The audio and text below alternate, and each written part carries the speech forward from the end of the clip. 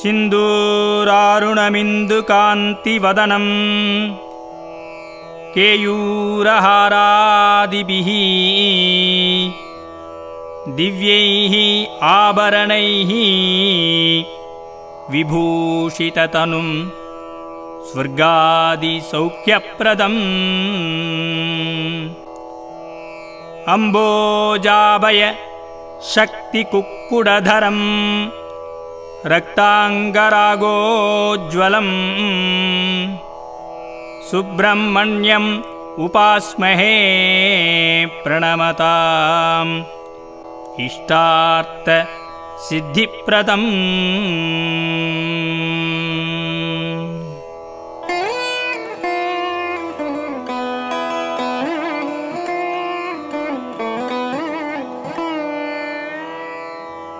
श्री सुब्रह्मण्य सहस्रनामावलिः।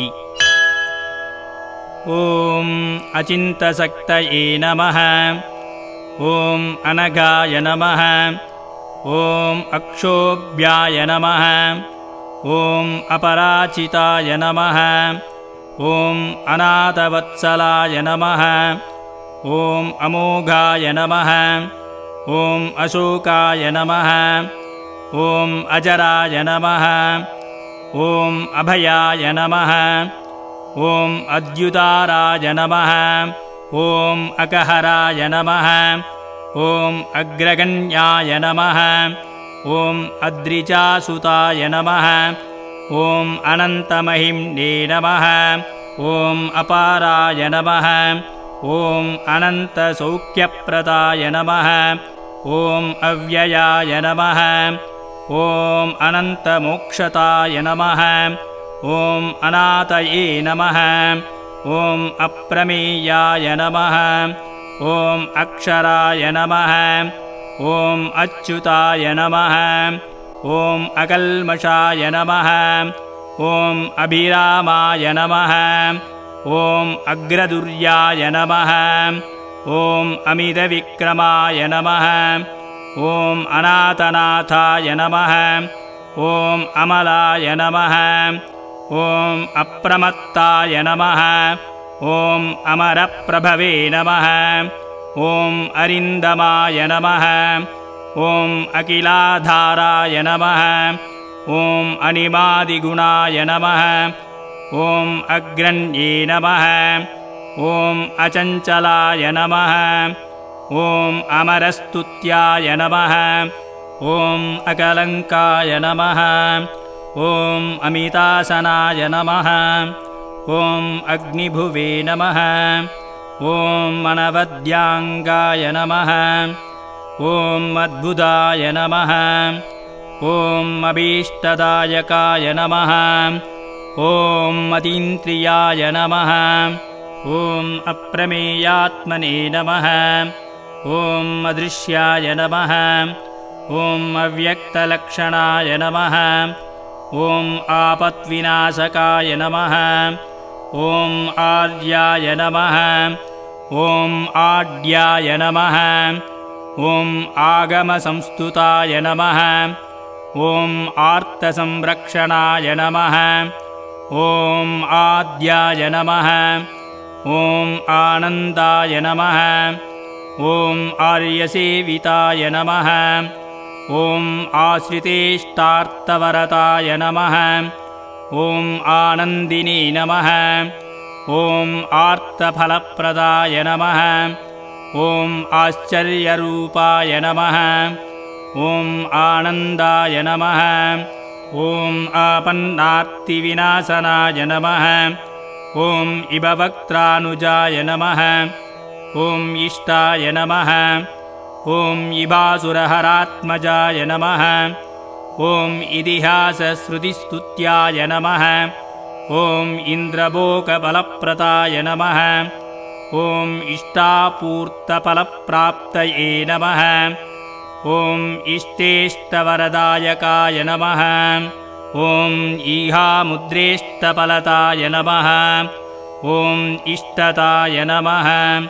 ओं इन्द्रवन्दिताय नमः। ओं ईडनीयाय नमः। ओं ईशपुत्राय नमः।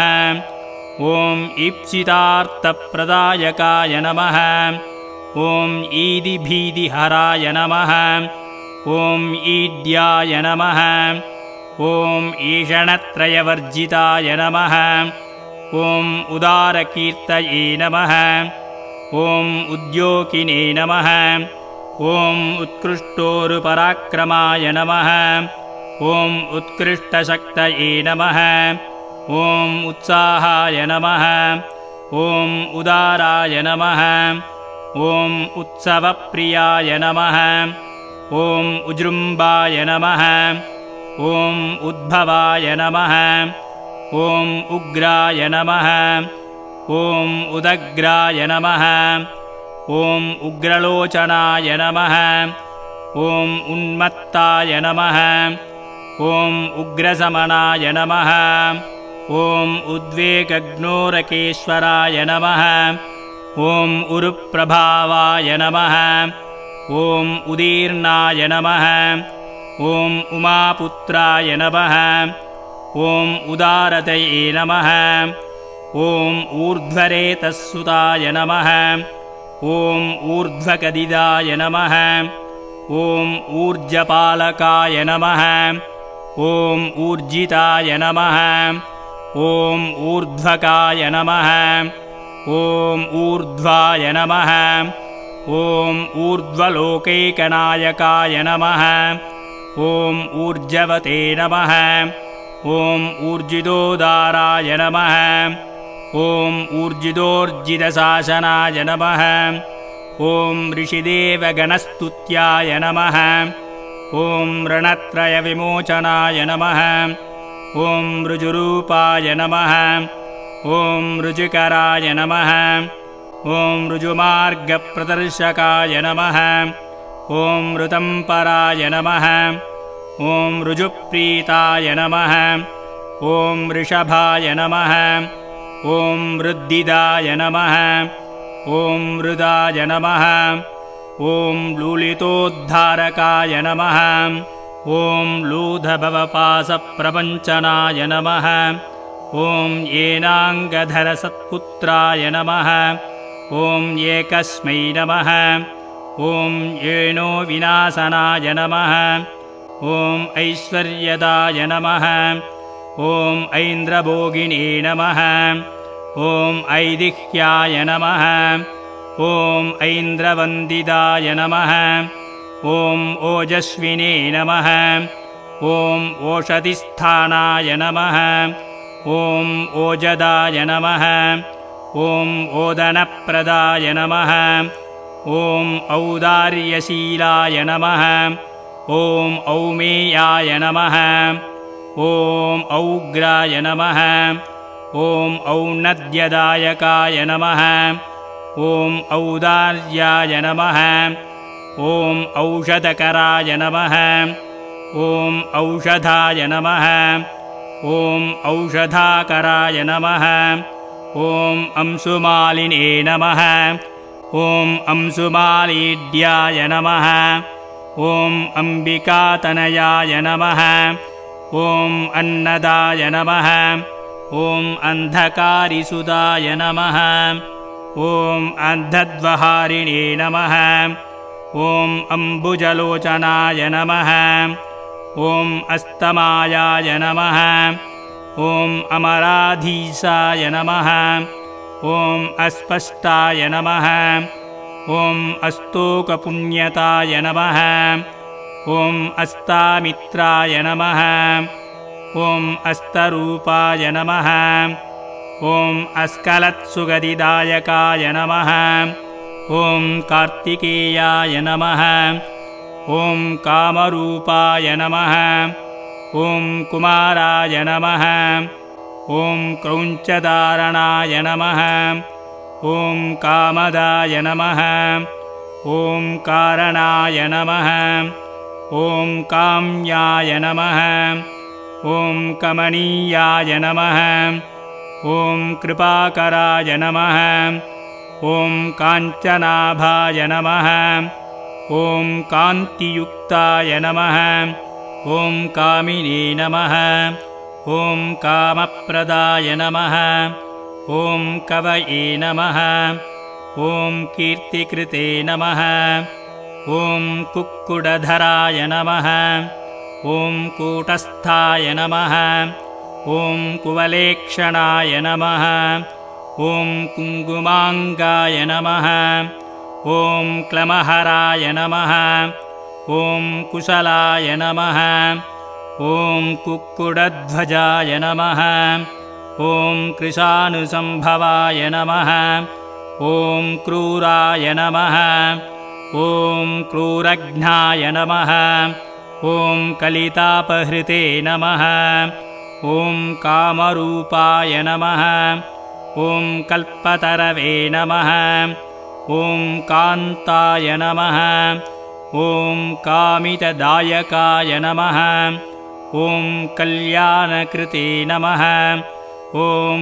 क्लेशनाशनाय नमः ॐ कृपालवे नमः ॐ करुणाकराय नमः ॐ कलुषघ्नाय नमः ॐ क्रियाशक्तये नमः ॐ कठोराय नमः ॐ कवचिने नमः ॐ कृतिने नमः ॐ कोमलाङ्काय नमः ॐ कुशप्रीताय नमः ॐ कुत्सितघ्नाय नमः ॐ कलाधराय नमः ॐ ख्याताय नमः ॐ खेटधराय नमः ॐ खड्गिने नमः ॐ खड्वाङ्गिने नमः ॐ खलनिग्रहाय नमः ॐ ख्यातिप्रदाय नमः ॐ केचरेशाय नमः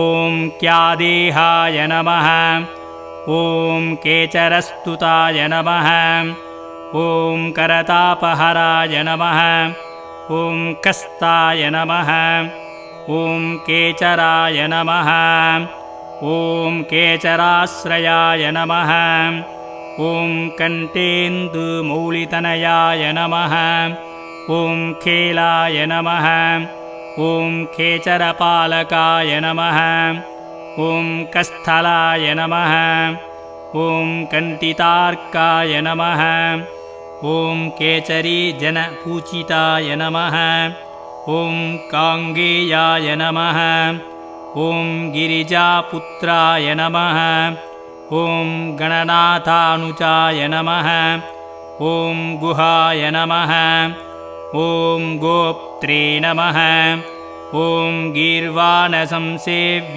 नमः ॐ गुणातीताय नमः ॐ गुहाश्रयाय नमः ॐ गदिप्रदाय नमः ॐ गुणनिधये नमः ॐ गम्भीराय नमः ॐ गिरिजात्मजाय नमः ॐ गूढरूपाय नमः ॐ गदहराय नमः ॐ गुणाधीशाय नमः ॐ गुणाग्रण्ये नमः ॐ गोधराय नमः ॐ गहनाय नमः ॐ गुप्ताय नमः ॐ गर्वघ्नाय नमः ॐ गुणवर्धनाय नमः ॐ गुह्याय नमः ॐ गुणज्ञाय नमः ॐ गीतिज्ञाय नमः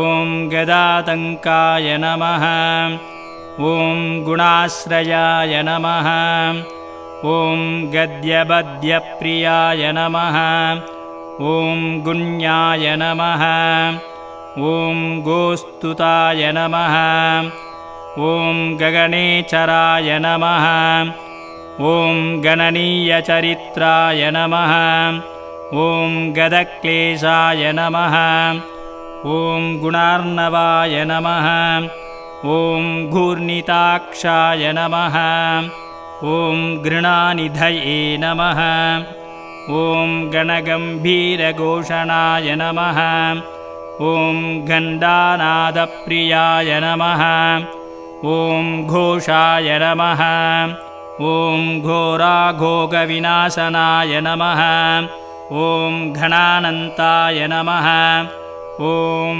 घर्महन्त्रे नमः ॐ घृणावते नमः ॐ वृष्टिपातकाय नमः ॐ गृणिने नमः ॐ गृणाकराय नमः ॐ घोराय नमः ॐ घोरदैत्यप्रहारकाय नमः ॐ घटिदैश्वर्यसन्तोहाय नमः ॐ घनार्थाय नमः ॐ घनसङ्क्रमाय नमः ॐ चित्रकृते नमः ॐ चित्रवर्णाय नमः ॐ चञ्चलाय नमः ॐ चपलद्युतये नमः ॐ चिन्मयाय नमः ॐ चित्स्वरूपाय नमः ॐ चिरानन्ताय नमः ॐ चिरन्तनाय नमः ॐ चित्रकेलये नमः ॐ चित्रतराय नमः ॐ चिन्तनीयाय नमः ॐ चमत्कृतये नमः ॐ चोरघ्नाय नमः ॐ चतुराय नमः ॐ चारवे नमः ॐ चामीकरविभूषणाय नमः ॐ चन्द्रार्ककोटिसदृशाय नमः ॐ चन्द्रमौलितनूभवाय नमः ॐ चादिताङ्काय नमः ॐ चत्महन्त्रे नमः ॐ चेतिताकिलपादकाय नमः ॐ चेतीकृततमक्लेशाय नमः ॐ छत्रीकृतमहायशसे नमः ॐ चादिताशेषसन्तापाय नमः ॐ चरितामृतसाकराय नमः ॐ चन्नद्रैगुण्यरूपाय नमः ॐ चातिहाय नमः ॐ छिन्नसंशयाय नमः ॐ चन्तोमयाय नमः ॐ चन्दकामिने नमः ॐ छिन्नपापाय नमः ॐ च विच्छताय नमः ॐ जगद्हिताय नमः ॐ जगत्पूज्याय नमः ॐ जगज्येष्ठाय नमः ॐ जगन्मयाय नमः ॐ जनकाय नमः ॐ जाह्नवीसूनवे नमः ॐ जिदामित्राय नमः ॐ जगद्गुरवे नमः ॐ जयिने नमः ॐ जितेन्द्रियाय नमः ॐ जैत्राय नमः ॐ जरामरणवर्जिताय नमः ॐ ज्योतिर्मयाय नमः ॐ जगन्नाथाय नमः ॐ जगज्जीवाय नमः ॐ जनाश्रयाय नमः ॐ जगत्सेव्याय नमः ॐ जगत्कर्त्रे नमः ॐ जगत्साक्षिणे नमः ॐ जगत्प्रियाय नमः ॐ जम्भारिवन्द्याय नमः ॐ जयताय नमः ॐ जगज्जनमनोहराय नमः ॐ जगदानन्तजनकाय नमः ॐ जनजाड्यापकारकाय नमः ॐ जपाकुसुमसङ्काशाय नमः ॐ जनलोचनशोभनाय नमः ॐ जनेश्वराय नमः ॐ जिदक्रोधाय नमः ॐ जनजन्मनिबर्हणाय नमः ॐ जयताय नमः ॐ जन्दुताभग्नाय नमः ॐ जिददैत्यमहाव्रजाय नमः ॐ जिदमायाय नमः ॐ जिदक्रोधाय नमः ॐ जिदशङ्काय नमः ॐ जनप्रियाय नमः ॐ जञ्जालिलमहावेहाय नमः ॐ जरिताशेषपातकाय नमः ॐ जर्जरीकृतदौत्यकाय नमः ॐ जल्लरीवाद्यसंप्रियाय नमः ॐ ज्ञानमूर्तये नमः ॐ ज्ञानगम्याय नमः ॐ ज्ञानिने नमः ॐ ज्ञानमहानिधये नमः ॐ टङ्कारनृत्तविभवाय नमः ॐ टङ्कवज्रध्वजाङ्किताय नमः ॐ टङ्किताखिललोकाय नमः ॐ टङ्कितैनस्तमोरवये नमः ॐ डम्बरप्रभवाय नमः ॐ डम्भाय नमः ॐ डम्बाय नमः ॐ डमरुगप्रियाय नमः ॐ डमरोत्कटसन्नाताय नमः ॐ डिम्भरूपस्वरूपकाय नमः ॐ डक्कानादप्रीतिकराय नमः ॐ धालितासुरसङ्कुलाय नमः ॐ डोकितामरसन्तोहाय नमः ॐ डुण्डिविघ्नेश्वरानुजाय नमः ॐ तत्त्वज्ञाय नमः ॐ तत्त्वगाय नमः ॐ तीव्राय नमः ॐ तमोरूपाय नमः ॐ तपोमयाय नमः ॐ त्रयीमयाय नमः ॐ त्रिकालज्ञाय नमः ॐ त्रिमूर्तये नमः ॐ त्रिगुणात्मकाय नमः ॐ त्रिदशेषाय नमः ॐ तारकारये नमः ॐ तापघ्नाय नमः ॐ तापसप्रियाय नमः ॐ तुष्टिताय नमः ॐ तुष्टिकृते नमः ॐ तीक्ष्णाय नमः ॐ तपोरूपाय नमः ॐ त्रिकालविदे नमः ॐ स्तोत्रे नमः ॐ स्तव्याय नमः ॐ स्तवप्रियाय नमः ॐ स्तुतये नमः ॐ स्तोत्राय नमः ॐ स्तुतिप्रियाय नमः ॐ स्थिताय नमः ॐ स्थायिने नमः ॐ स्थापकाय नमः ॐ स्थूलसूक्ष्मप्रदर्शकाय नमः ॐ स्तविष्ठाय नमः ॐ स्थविराय नमः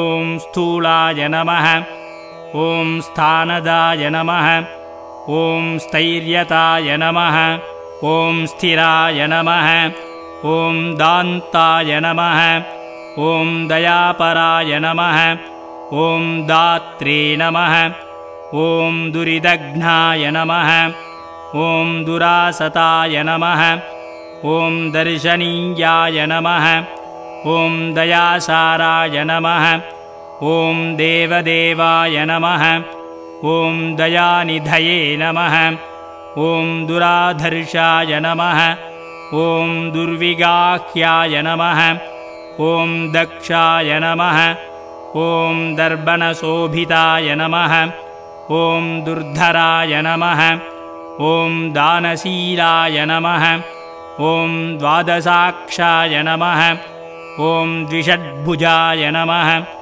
ॐ द्विषट्कर्णाय नमः ॐ द्विषड्बाहवे नमः ॐ दीनसन्तापनाशनाय नमः ॐ दन्दसूकेश्वराय नमः ॐ देवाय नमः ॐ दिव्याय नमः ॐ दिव्याकृतये नमः ॐ दमाय नमः ॐ दीर्घवृत्ताय नमः ॐ दीर्घभागवे नमः ॐ दीर्घदृष्टये नमः ॐ दिवस्पतये नमः ॐ दण्डाय नमः ॐ दमयित्रे नमः ॐ दर्भाय नमः ॐ देवसिंहाय नमः ॐ दृढवृदाय नमः ॐ दुर्लभाय नमः ॐ दुर्गमाय नमः ॐ दीप्ताय नमः ॐ दुष्प्रेक्ष्याय नमः ॐ दिव्यमण्डनाय नमः ॐ दुरोधरघ्नाय नमः ॐ दुग्घघ्नाय नमः ॐ दुरारिघ्नाय नमः ॐ दिशाम्पतये नमः ॐ दुर्जयाय नमः ॐ देवसेनेशाय नमः ॐ दुर्ज्ञेयाय नमः ॐ दुरधिक्रमाय नमः ॐ दम्भाय नमः ॐ तृप्ताय नमः ॐ देवर्षये नमः ॐ दैवज्ञाय नमः ॐ दैवचिन्तकाय नमः ॐ दुरन्धराय नमः ॐ धर्मपराय नमः ॐ धनताय नमः ॐ धृधिवर्धनाय नमः ॐ धर्मेशाय नमः ॐ धर्मशास्त्रज्ञाय नमः ॐ धन्विने नमः ॐ धर्मपरायणाय नमः ॐ धनाध्यक्षाय नमः ॐ धनपतये नमः ॐ धृधिमते नमः ॐ धूतकिल्पिषाय नमः ॐ धर्महेतवे नमः ॐ धर्मशूराय नमः ॐ धर्मकृते नमः ॐ धर्मविते नमः ॐ ध्रुवाय नमः ॐ धात्रे नमः ॐ धीमते नमः ॐ धर्मचारिणे नमः ॐ धन्याय नमः ॐ धुर्याय नमः ॐ धृतव्रताय नमः ॐ नित्योत्सवाय नमः ॐ नित्यतृप्ताय नमः ॐ निर्लेपाय नमः ॐ निश्चलात्मकाय नमः ॐ निराधाराय नमः ॐ निष्कलङ्काय नमः ॐ निरवत्याय नमः ॐ निरञ्जनाय नमः ॐ निर्ममाय नमः ॐ निरहङ्काराय नमः ॐ निर्मोहाय नमः ॐ निरुपद्रवाय नमः ॐ नित्यानन्ताय नमः ॐ निरातङ्काय नमः ॐ निष्प्रपञ्चाय नमः ॐ निरामयाय नमः ॐ निरवत्याय नमः ॐ निरीहाय नमः ॐ निर्दर्शाय नमः ॐ निर्मलात्मकाय नमः ॐ नित्यानन्ताय नमः ॐ निर्जरेशाय नमः ॐ निस्सङ्काय नमः ॐ निगमस्तुताय नमः ॐ निष्कण्टकाय नमः ॐ निरालम्पाय नमः ॐ निष्प्रत्यूहाय नमः ॐ निरुद्भवाय नमः ॐ नित्याय नमः ॐ नियतकल्याणाय नमः ॐ निर्विकल्पाय नमः ॐ निराश्रयाय नमः ॐ नेत्रे नमः ॐ निधये नमः ॐ नैकरूपाय नमः ॐ निराकाराय नमः ॐ नदीसुताय नमः ॐ पुलिन्दकन्यारमणाय नमः ॐ पुरुचिते नमः ॐ परमप्रियाय नमः ॐ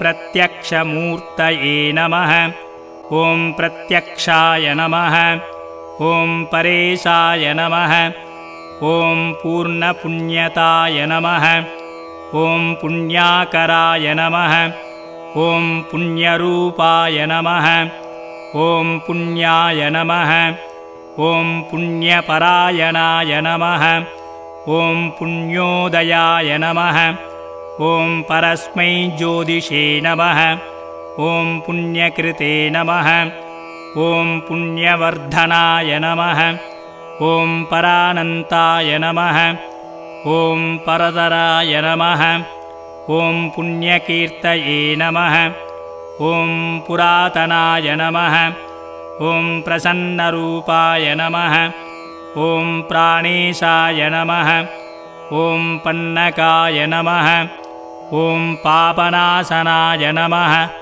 ॐ प्रणतार्तिहराय नमः ॐ पूर्णाय नमः ॐ पार्वतीनन्तनाय नमः ॐ प्रभवे नमः ॐ पूतात्मने नमः ॐ पुरुषाय नमः ॐ प्राणाय नमः ॐ प्रभवाय नमः ॐ पुरुषोत्तमाय नमः ॐ प्रसन्नाय नमः ॐ परमस्पष्टाय नमः ॐ पराय नमः ॐ परिवृडाय नमः ॐ परस्मै नमः ॐ परमात्मने नमः ॐ परब्रह्मणे नमः ॐ परार्थाय नमः ॐ प्रियदर्शनाय नमः ॐ पवित्राय नमः ॐ पुष्टिदाय नमः ॐ पूर्तये नमः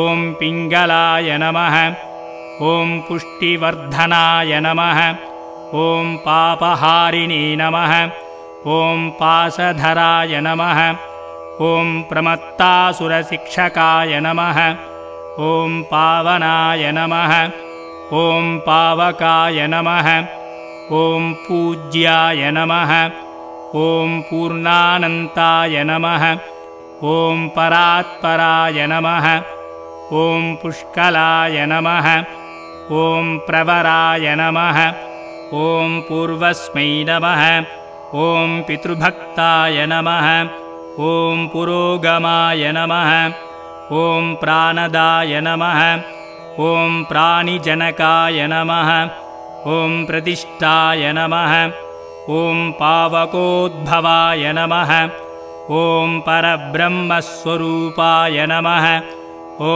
परमैश्वर्यकारणाय नमः ॐ परर्धिदाय नमः ॐ पुष्टिकराय नमः ॐ प्रकाशात्मने नमः ॐ प्रतापवते नमः ॐ प्रज्ञापराय नमः ॐ प्रकृष्टार्थाय नमः ॐ वेदधराय नमः ॐ वटवे नमः ॐ वीरचूडामणये नमः ॐ वीराय नमः ॐ विद्येशाय नमः ॐ विबुधाश्रयाय नमः ॐ पृथवे नमः ॐ क्रतुपराक्रमाय नमः ॐ फणीश्वराय नमः ॐ पनामणिविभूषणाय नमः ॐ फलदाय नमः ॐ फलहस्ताय नमः ॐ पुल्लाम्बुजविलोचनाय नमः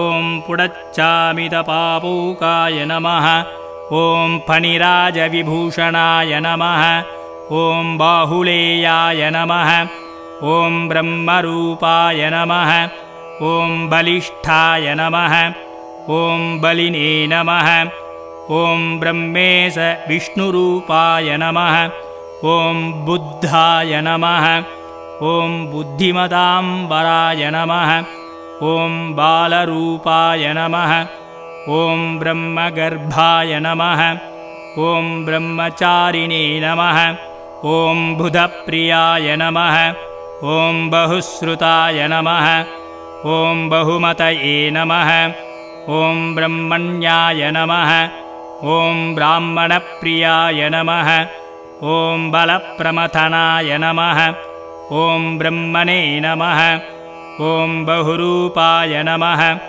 ॐ बहुप्रदाय नमः ॐ बृहद्भानुधनुभूताय नमः ॐ बृहत्सेनाय नमः ॐ बिलेशाय नमः ॐ बहुबाहवे नमः ॐ बलश्रीमते नमः ॐ बहुदैत्यविनाशनाय नमः ॐ बिलद्वारान्तरालस्थाय नमः ॐ बृहच्छक्तिधनुर्धराय नमः ॐ बालार्कद्युतिमते नमः ॐ बालाय नमः ॐ बृहत्वक्षसे नमः ॐ बृहत्तनवे नमः ॐ भव्याय नमः ॐ भोगीश्वराय नमः ॐ भाव्याय नमः ॐ भवनाशाय नमः ॐ भवप्रियाय नमः ॐ भक्तिगम्याय नमः ॐ भयहराय नमः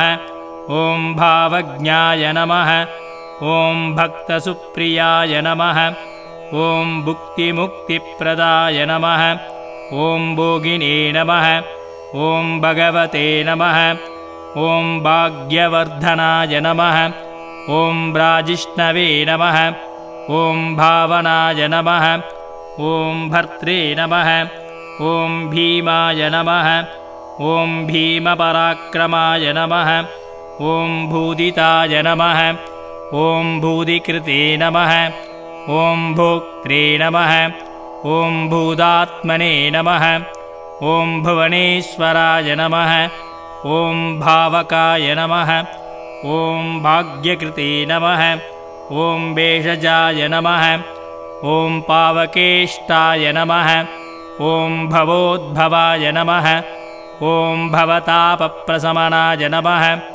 ॐ भोगवते नमः ॐ भूतभावनाय नमः ॐ भोज्यप्रदाय नमः ॐ भ्रान्तिनाशनाय नमः ॐ भानुमते नमः ॐ भुवनाश्रयाय नमः ॐ भूरिभोगप्रदाय नमः ॐ भद्राय नमः ॐ भजनीयाय नमः ॐ भिषक्वराय नमः ॐ महासेनाय नमः ॐ महोदाराय नमः ॐ महाशक्तये नमः ॐ महाद्युदये नमः ॐ महाबुद्धये नमः ॐ महावीर्याय नमः ॐ महोत्साहाय नमः ॐ महाबलाय नमः ॐ महाभोगाय नमः ॐ महामायिने नमः ॐ मेधाविने नमः ॐ मेकलिने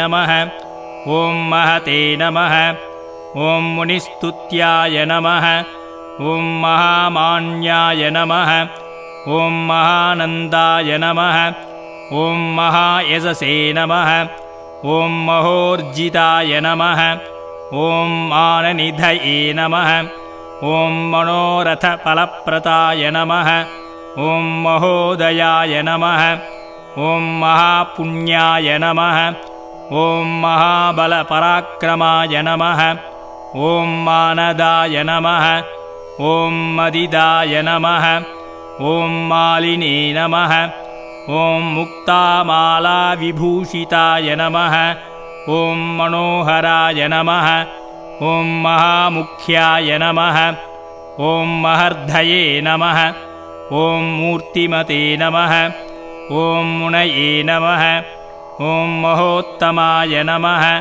ॐ महोपायाय नमः ॐ मोक्षताय नमः ॐ मङ्गलप्रदाय नमः ॐ मुदाकराय नमः ॐ मुक्तिदात्रे नमः ॐ महाभोगाय नमः ॐ महोरगाय नमः ॐ यशस्कराय नमः ॐ योगयोनये नमः ॐ योगिष्ठाय नमः ॐ यमिनाम्बराय नमः ॐ यशस्विने नमः ॐ योगपुरुषाय नमः ॐ योग्याय नमः ॐ योगनिधये नमः ॐ यमिने नमः ॐ योगयुक्ताय नमः ॐ योगविदे नमः ॐ योगसिद्धिताय नमः ॐ यन्त्राय नमः ॐ यन्त्रिणे नमः ॐ यन्त्रज्ञाय नमः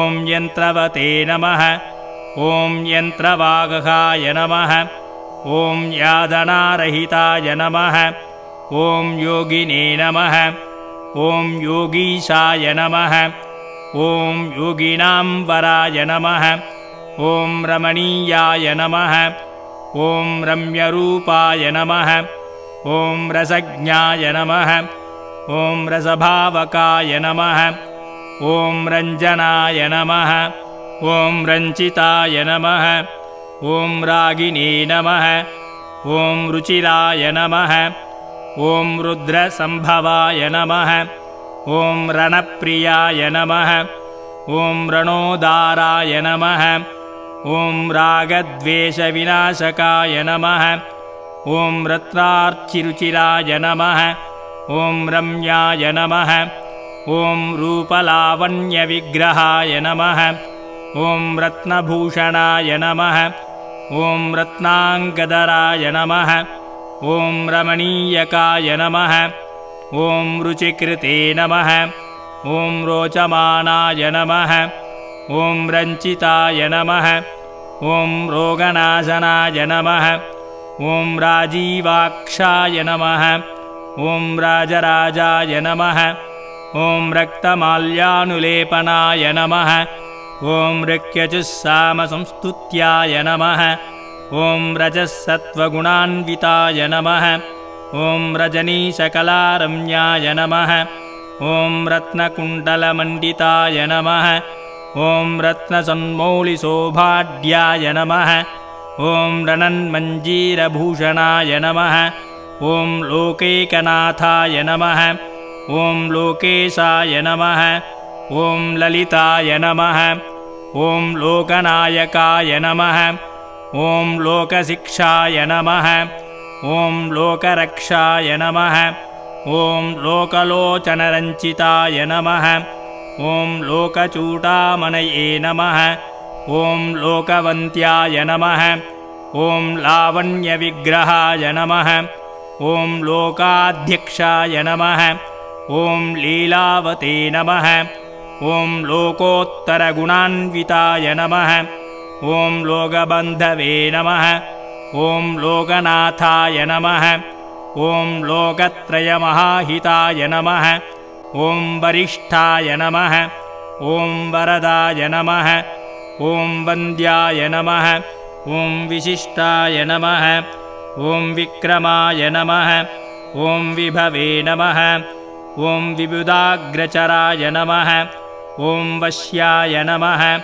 ॐ विकल्पपरिवर्जिताय नमः ॐ विभाषाय नमः ॐ विगतातङ्काय नमः ॐ विचित्राङ्गाय नमः ॐ विरोचनाय नमः ॐ विद्याधराय नमः ॐ विशुद्धात्मने नमः ॐ वेदाङ्गाय नमः ॐ विबुधप्रियाय नमः ॐ वचस्कराय नमः ॐ व्यापकाय नमः ॐ विज्ञानिने नमः ॐ विनयान्विताय नमः ॐ विद्वत्तमाय नमः ॐ विरोधिघ्नाय नमः ॐ वीराय नमः ॐ विगतराघवते नमः ॐ विनीतात्मने नमः ॐ वेदभावाय नमः ॐ वेदगर्भाय नमः ॐ वसुप्रदाय नमः ॐ विश्वदीप्तये नमः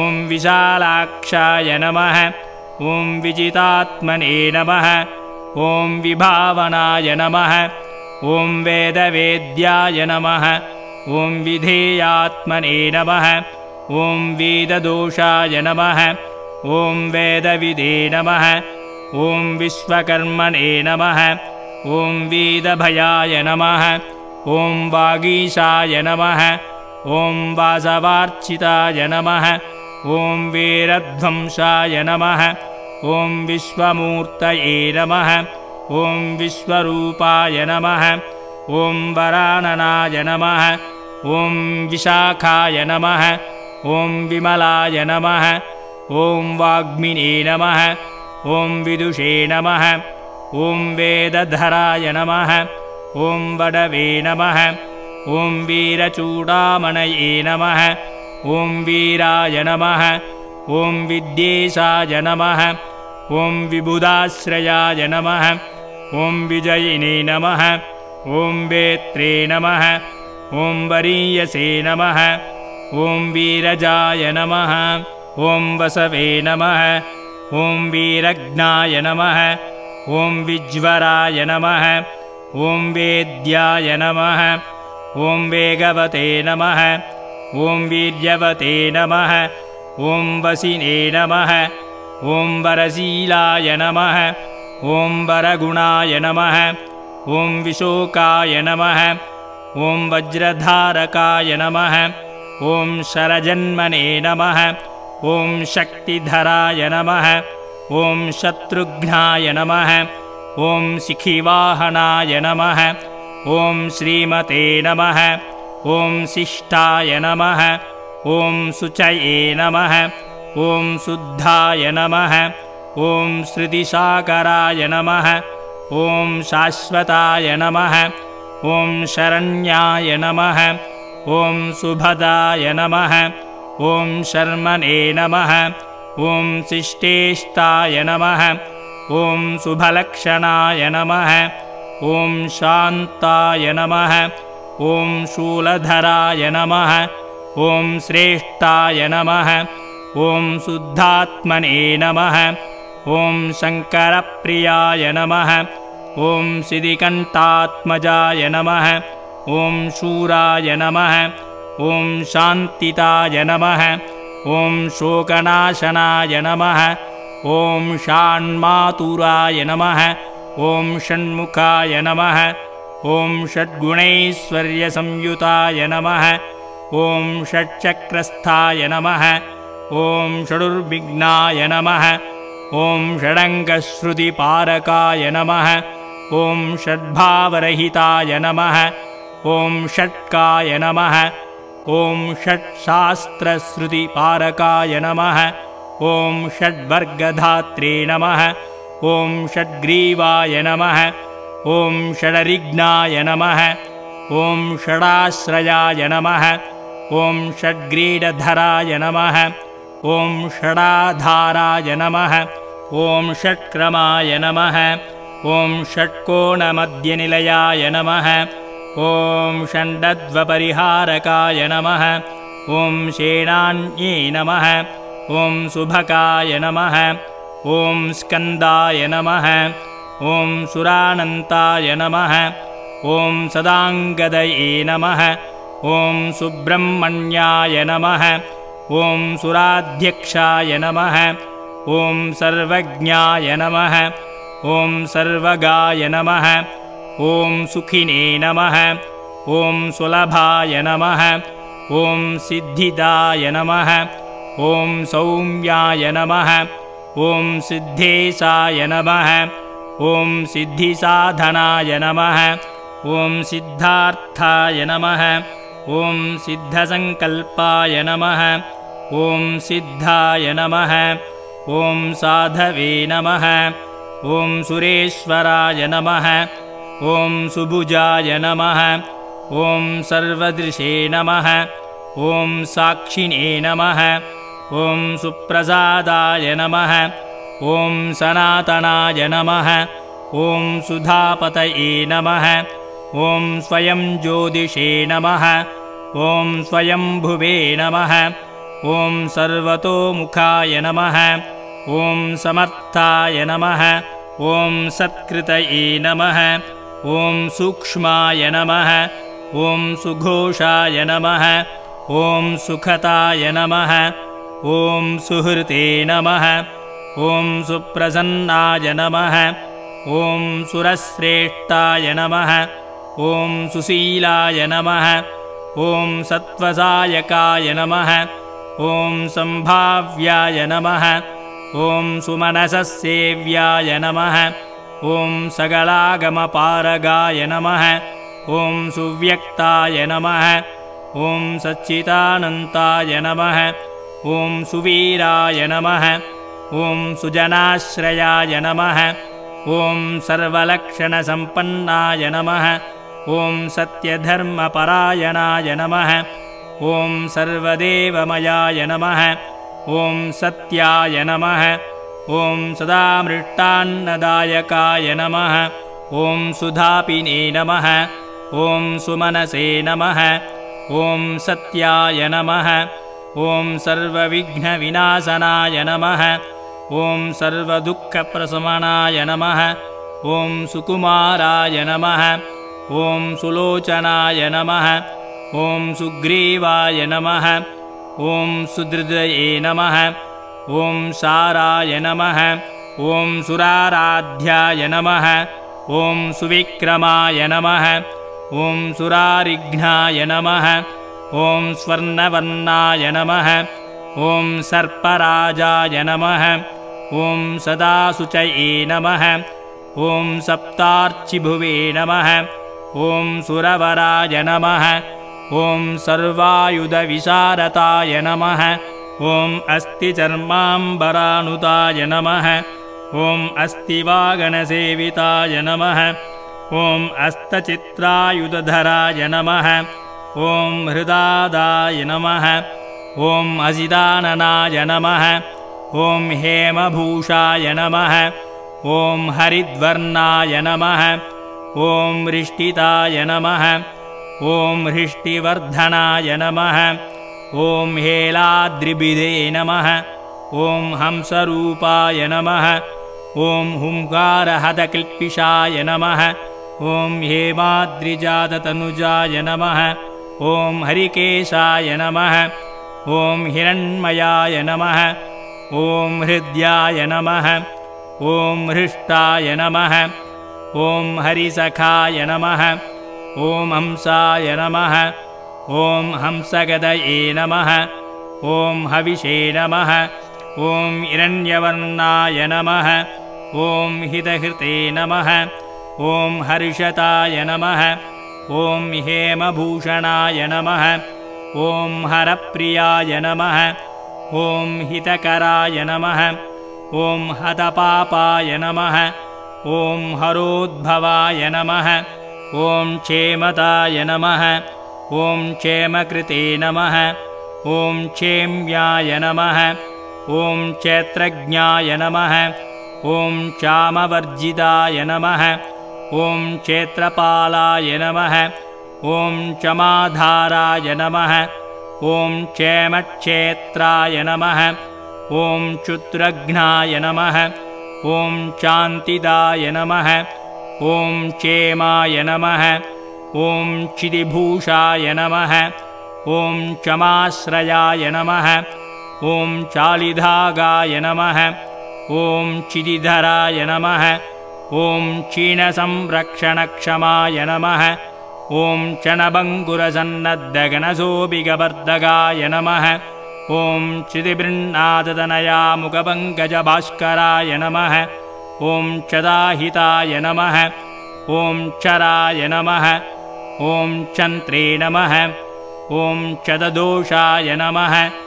ॐ क्षमानिधये नमः ॐ क्षमाकराय नमः ॐ चालिताखिलसन्तापाय नमः ॐ क्षपानाथसमाननाय नमः ॐ भवस्य देवस्य सुताय नमः ॐ भवस्य देवस्य सुताय नमः ॐ सर्वस्य देवस्य सुताय नमः ॐ ईशानस्य देवस्य सुताय नमः ॐ पशुपते देवस्य सुताय नमः ॐ रुद्रस्य देवस्य सुताय नमः ॐ उग्रस्य देवस्य सुताय नमः ॐ भीमस्य देवस्य सुताय नमः ॐ महतो देवस्य सुताय नमः ॐ श्रीमहासुब्रह्मण्य स्वामिने नमो नमः। श्रीसुब्रह्मण्यसहस्रनामपूजां समर्पयामि। ॐ श्री गुहार्पणमस्तु।